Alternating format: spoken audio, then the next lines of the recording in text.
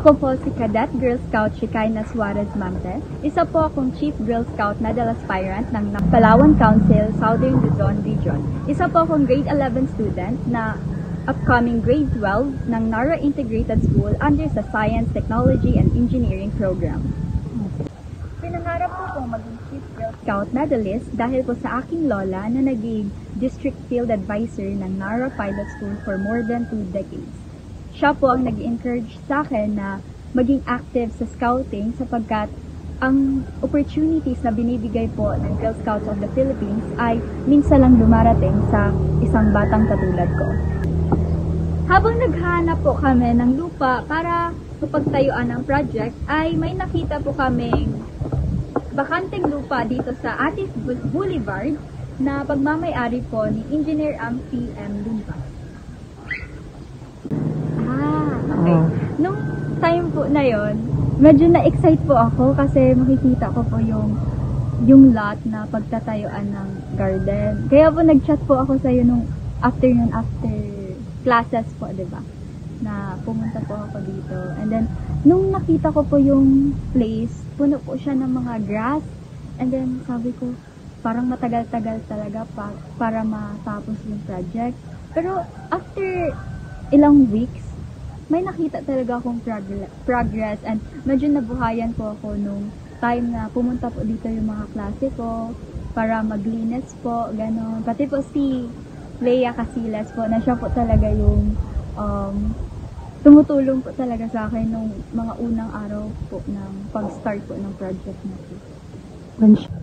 So, nag-solicit po kami sa Sangguniang Bayan. Actually, nag-solicit din po pala kami kay Mayor and Vice Mayor. Tapos, after ilang months, ay dumating na yung mga sinolicit namin. And naka-receive kami ng net, paint, yung wire, GI5. Classes. Isa sa mga process para mabuo yung garden ay yung pagpunta ko dito every after classes.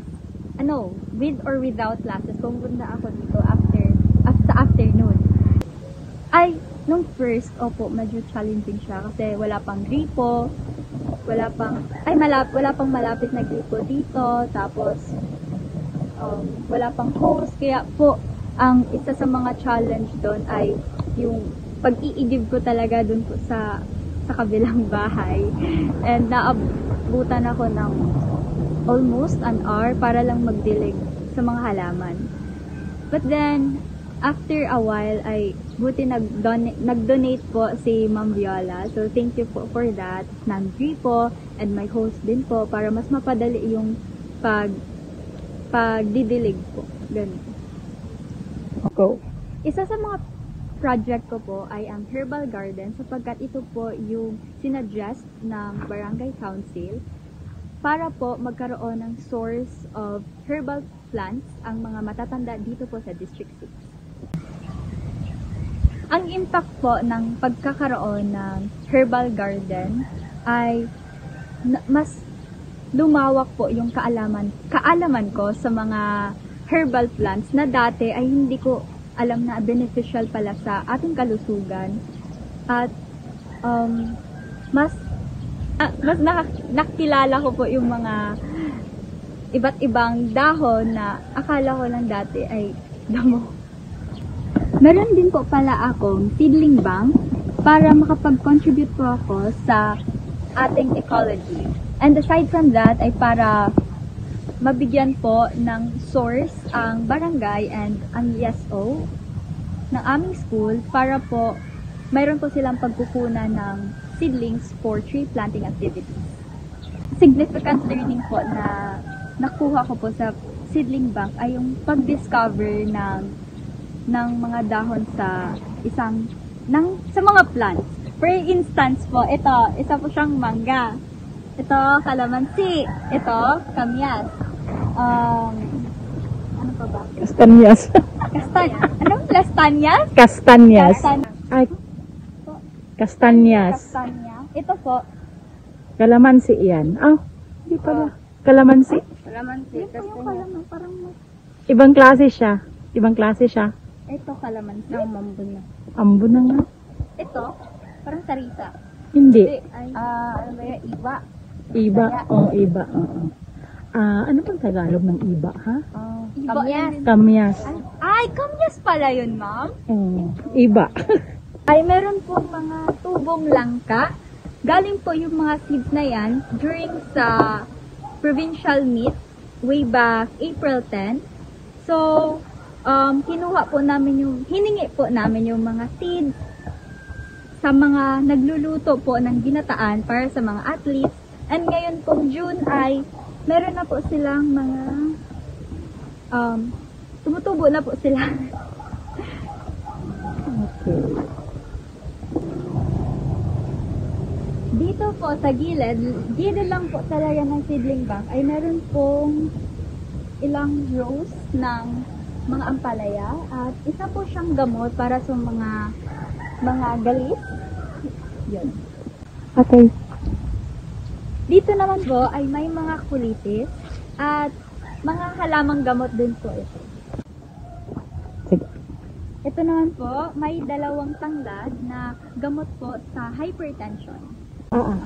Dito po banda ay may ginseng. Nung una po ay wala pa po talaga to siyang mga dahon, pero nung nagsimula na po yung ulan ay ang lago niya na po ngayon. May mga bulaklak naman.